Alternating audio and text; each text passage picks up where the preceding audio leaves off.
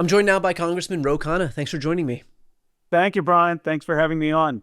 So we have seen kind of a scheme unfold in real time in terms of preventing what would have been the adoption of a discharge petition that would have compelled the release of the Epstein files.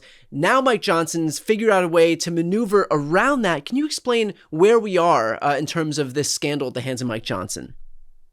Well, he's refusing to seat Adelita Grijalva, who won her seat in Arizona. By the way, she didn't win a squeaker. She won 69% to 30%. Yeah. And he's trying to delay. But there's been so much pressure on him, and this is where people's voices matter, that now he's saying, okay, I'm going to swear her in when we next are in session. That will be October 7th. And if he follows through, that means she gets sworn in, she signs the discharge petition. She says it's the first thing she's going to do, number 218. And then we have 7 legislative days that have to pass, and we get a vote. It will be the first time, Brian, in the history of Donald Trump, since his first term, that a Republican Congress will be forcing a vote against him. I believe we're going to get an overwhelming vote once it's actually on the floor, 40 to 50 Republicans standing up against him. And that will send shockwaves across Washington and across the country.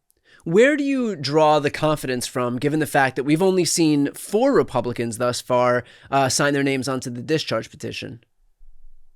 Well, they have shown a lot of courage because they're getting bullied by the White House. They're getting bullied by everyone, and they've stuck to it. But the reason I'm confident is once there's an actual vote saying, do you want to have a full release of the Epstein files, voting no on that is a pretty hard vote, and actually could cost you your seat in some places. And so I think once we get it to a vote, the speaker will tell Trump, look, I tried everything. Now we got to try to block it in the Senate, and a lot of Republicans will vote for it. The beauty of this issue for us is that we're standing with survivors. It's the right thing to do. We're protecting children, but we're also showing that it's not just that we're against Donald Trump. Now we're on the side of the people railing against the system. Many of them voted for Trump because they thought Trump was going to take on the system. And now we're saying, no, actually, he's part of the problem. He's part of the system that's protecting rich and powerful men who were pedophiles. We are actually a part of a coalition to take down this rigged, corrupt system. It's Democrats who are the true reformers, and we're forcing the release of the files. So it changes our party from being a party of the status quo to recognizing that people are angry with the rigged system, that Trump's become part of the swamp, and we're taking it on. I understand that there is obviously virtue in the fight. I understand that we may be in a situation where we can flip a lot of these Republican lawmakers and hopefully Republican senators who recognize that they probably don't want to be on the wrong side of this thing. But the final step, of course, in getting any legislation passed is the signature from the president. And so I think it's safe to say that Trump is not going to sign a bill that would release the Epstein files in which his name appears God knows how many times. And so is the actual strategy to compel the release of these files to hope that if and when he refuses to sign on to this legislation, that it then goes back to Congress and there's some veto-proof majority that compels its release? Yes, that's why we want the big numbers. We want to try to get to a veto-proof majority, which I don't think is out of the question. Look, I know I haven't done a whip count, and I don't know, but there's a chance that we could get an overwhelming vote. The second is that if we could get this passed, I mean, think about it. It's the first time Donald Trump has ever, in his entire presidency, first or second term, had a Republican Congress rebuke him. And at some point, he may just think this is not worth the political cost. He hasn't thought that yet, but he may release the files with his name redacted. He's already gone through eliminating his name everywhere. And people always ask me, how are you going to know you get the real files? The victim's lawyer has seen the files. So Bradley Edwards will be able to corroborate whether we're getting the real files. And there's a lot more to it than Trump. There are hundreds of rich and powerful men who knew about Epstein's abuse of young underage girls and turned a blind eye, who helped cover for him, so he got a lenient sentence, and who basically were standing in the way of prosecution. And some of them participated, according to the victims, in a farm system where they were engaged in abusing young girls. Congressman, does all of this suggest that you're not confident that the oversight committee, that the documents the oversight committee is getting are going to satisfy, are going to be satisfactory, are going to be all of the documents that are contained within the files? Well, the oversight committee is doing a good work, and I give Robert Garcia a lot of credit and Summer Lee credit. I was on Lawrence O'Donnell. Lawrence O'Donnell said, look, the real way you need to get the files is to ask the Epstein estate. The Bradley Edwards was on his show. Now, think about how hard the FBI is investigating this, or Pam Bondi's investigating it, when they never thought, oh, yeah, maybe we should just get the documents for the Epstein estate. It took Lawrence O'Donnell having the victim's attorney on to talk to a congressman of the oversight committee to come up with a rocket science genius idea that, yes, let's get documents for the Epstein estate. Kash Patel and Pam Bondi never thought to do that. And then they're claiming they had a thorough investigation. Anyway, to Garcia's credit, he ran with it once we did the letter. Comer felt so much pressure, he subpoenaed them. We are getting documents for the Epstein estate. Some of them have been pretty eye-popping, the idea of Dershowitz and all the excuses that he's been making for Epstein, the fact that Musk and Peter Thiel and Gates were on the island, the fact that the birthday book existed and it had the letter that Donald Trump sent. And I think we're going to continue to get documents. But ultimately, what we need is the witness interviews of the victims and the interviews and memorandum of the alleged rich and powerful men who abused them. And that's with the FBI. They're FBI forms. We know they exist, these memorandum. And that's what we really need to see. And those are with the Justice Department or at the FBI.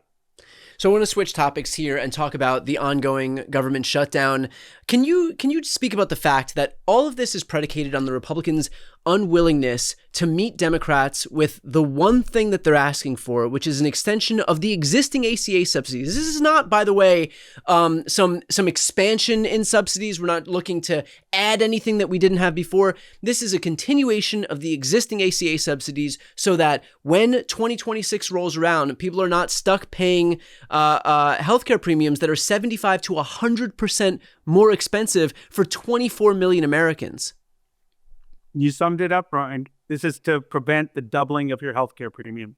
Everyone who's getting a premium on the exchange, your rates are literally going to double. Meaning, if you're paying $7,000 for healthcare insurance, you're going to be paying $14,000.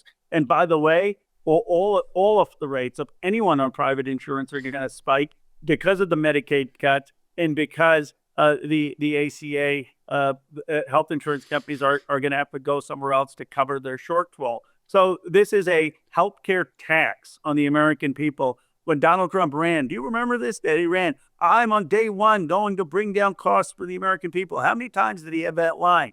And what has he done? He's increased costs with tariffs, and now he's going to double Americans' healthcare costs. We're actually doing the Republicans a favor. We're actually helping them politically, literally. If I were J.D. Vance and Senator Thune and Mike Johnson, I would figure out a way of just taking this deal and saying, thank you. Thank you for not having us get totally wiped out in the midterm elections because you saved us from having healthcare premiums go up double for Americans and cost us all our swing seats. And that's why I'm glad that the Democrats this time are holding our ground. And we should not budge. We are on the side of the American people. And all those pundits are saying, oh, they blame the Democrats. They blame the Democrats. First of all, let me just be a little bit bold and blunt here. No one thinks the Democrats have much power in Washington. That's what they dislike about us. We're not strong enough. No one is going to believe that the Democrats are holding this up. They think the Republicans have all the power. They want the Democrats to fight harder. So this argument that the Democrats are blocking this is just not believable. Trump is that way is a victim of his own success. He convinced the country he's the only one who's got power. Right. And secondly, the independents are polling at negative 20% in terms of Donald Trump, blaming Donald Trump for this. So can you explain the rationale here? This is an issue that's going to land squarely in Republicans' laps when people see in an election year, by the way, a midterm year, when they see their healthcare premiums double. What is the rationale, recognizing, by the way, that the majority of states that saw the biggest increases in ACA subsidies and ACA enrollment, rather, were Republican states? We're talking Tennessee, West Virginia, Texas. And so what is their rationale? Why would they put themselves in such a perilous position in their desperation to rip healthcare away from people? Because they've been obsessed with a single thought: repeal Obama. right? That's how Trump ran. Obama wasn't born in America. He has to show his birth certificate. Yeah. How many times in the campaign trail did he say, I'm going to repeal the Affordable Care Act. I'm going to repeal the Obamacare. I'm going to repeal everything Barack Obama did. How many times did we have votes on that in the first term of Trump? It was 77 times there were votes to repeal Obamacare. You wouldn't remember the number, Brian. It doesn't surprise me. That's where my brain cells go, unfortunately. And John McCain saved us, right? He saved the Affordable Care Act. The irony, the guy who lost to Barack Obama saves the Affordable Care Act because he has some decency for the American people. But they've still tried. And look, they've had a silent repeal of 30 or 40% of the Affordable Care Act because of the Medicaid cuts. That is cutting the expansions of Medicaid that were at the cornerstone of the expansion of healthcare. And now they want to go after the rest. Well, if the way to go after the rest is to get rid of the tax credits on the premiums, people aren't going to be able to afford it. And we'll go to having a country which has 35 million uninsured again. Right. It's basically reverting back to the system we had before and eliminating any semblance of the legacy that Obama left behind, because this is about massaging the fragile ego of a 79-year-old man. Yeah, for a 70-year-old man. But this one goes beyond Trump. This has been the obsession of the Republican Party. I mean, since the Tea Party, they have been running on repeal Obamacare, and they will go through any lens to do this. And it needs to be exposed because it makes no political sense. It's not like they get some pollster there saying this is the fight to have. This is their obsession, and they're like, okay, we have power. Right? We have things that we are obsessed about. If we could have the House, Senate, and the presidency, and we could raise the minimum wage to $15, and pollsters said, oh, this is very unpopular, we would fight for that. Yeah. But this is their obsession. Their fight is to take away health care. Yeah. Let's finish off with this. You have recently called for a Palestinian state. That announcement was met with some unorthodox response by Laura Loomer. So first off, can you explain what happened between you and Laura Loomer and just your reaction to kind of how that situation devolved into what it is now? Well, I was shocked. I got a dose of reality into this right-wing network, and when they attack you, I have been very outspoken on Gaza. I have called and said that we should not have military sales to Netanyahu to kill civilians. And then I led a letter in the House of Representatives to say that in the United States, like France, like England, like Canada, like Australia, like 150 other countries, should recognize a Palestinian state, free of Hamas, demilitarized, but a Palestinian state with a two-state solution. And I got 47 other Democrats to sign that letter.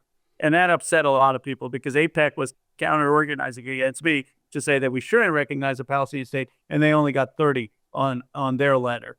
And then I went to Dearborn, Michigan, and that was a sin because you can't go to speak to the Arab Anti-Discrimination League Conference, ArabCon, in Dearborn. And Laura Loomer lost it that I went there and I spoke, and she started saying that I was speaking at a pro-terrorism conference. And then she had these bots who've just been attacking me, my family. I mean, it is awful, but it's not going to intimidate me. I am there to stand on principle, whether it means the release of the Epstein files, whether it means the call for a Palestinian state, whether it means calling out big money and the influence of big money.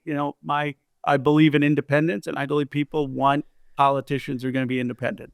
Can you talk a little bit about the strategy that you think is being employed by Benjamin Netanyahu here? Because it seems like he is doubling, tripling, quadrupling down on this strategy of trying to raise Gaza to the ground. And if it's to make his position as the leader of Israel stronger, only for him to see democracies across the world that were otherwise staunchly pro-Israel, countries like France, countries like the UK, now calling for a Palestinian state in defiance of what Netanyahu is doing. What is the strategy at the end of the day for this person? Well, his strategy is he believes that he is on a messianic mission for Israel, that he's going to take out Hamas, he's going to take out Hezbollah, he's going to denuclearize Iran, that he's going to fight all his battles through force, and that's going to leave Israel more secure. And the reality is just the opposite, that he's made Israel now a pariah. He's made them a pariah among not just the world, but among young people. And he's made them, for the first time in America, more unpopular, more unfavorable, not just among Democrats, but amongst Democrats and Republicans. And so this is the time, though, for bold leadership in our party. We need to be very, very clear that we cannot continue to provide arms to Netanyahu that are killing civilians, that we need to recognize a Palestinian state, that we need to call out the special interests that have too much of a grip on our party, and be against any of that PAC money and super PAC money. I think that more than anything, the American people want a politics of conviction. I've seen this in the Epstein fight, where they're tired of a government that provides impunity for rich and powerful men. I've seen this in the Palestine fight, where the real issue is, of course, the thousands of civilians killed in Palestine, but it's also why are we having forces corrupt our politics that are making people take positions that defy our own eyes when we're seeing bombing of women and children? And are we going to have a party willing to speak up for moral truths? And I think if we want, as a Democratic Party, to get young people back, if we want to get independence back, we've got to start with a politics of conviction and a politics of principle, and taking on a system that people believe is rotted. We'll leave it there. Congressman, appreciate your time, and thanks for the fight. Thank you. Thank you, Brian.